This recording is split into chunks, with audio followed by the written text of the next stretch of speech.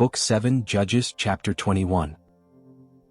The men of Israel had sworn at Mizpah, "None of you shall give his daughter in marriage to Benjamin." The people came to Bethel and sat there before God until evening, and lifted up their voices and wept bitterly. They said, "O Lord, the God of Israel, why has this happened in Israel, that today there should be one tribe lacking in Israel?" On the next day the people rose early and built an altar there and offered burnt offerings and peace offerings. The people of Israel said, "Who is there among all the tribes of Israel who did not come up in the assembly to the Lord?" For they had taken a great oath concerning him who did not come up to the Lord at Mizpah, saying, "He shall surely be put to death." But the people of Israel grieved over Benjamin their brother and said, "Today one tribe is cut off from Israel. What shall we do for wives for those who remain, since we have sworn by the Lord that we will not give them any of our daughters as wives?" They said, "Is there any tribe in Israel that did not come up to the Lord at Mizpah?" And there was found none from Jabesh-gilead who had come to the camp at Mizpah. For when the people were numbered, there were none of the inhabitants of Jabesh-gilead there.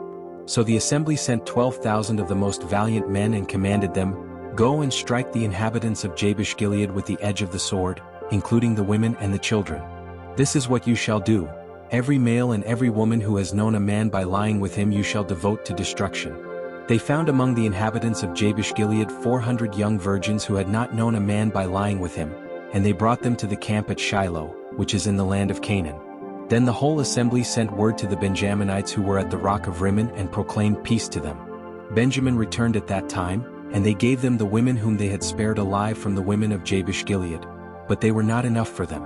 The people grieved over Benjamin, because the Lord had made a breach in the tribes of Israel. Then the elders of the assembly said, "What shall we do for wives for those who remain, since the women of Benjamin are destroyed?" They said, "There must be an inheritance for the survivors of Benjamin, so that a tribe will not be blotted out from Israel. But we cannot give them wives from our daughters, for the people of Israel have sworn, 'Cursed be he who gives a wife to Benjamin.'" So they said, "Look, there is a yearly feast of the Lord at Shiloh, which is north of Bethel, on the east side of the highway that goes up from Bethel to Shechem, and south of Lebonah." They commanded the Benjaminites, saying, "Go and hide in the vineyards and watch. When you see the daughters of Shiloh come out to dance in the dances, then come out of the vineyards and each of you catch a wife for himself from the daughters of Shiloh and go to the land of Benjamin.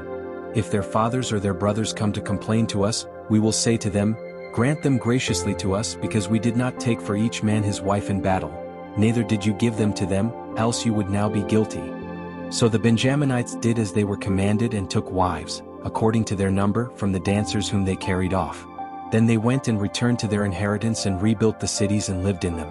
The people of Israel departed from there at that time, each to his tribe and to his clan, and they went out from there every man to his inheritance.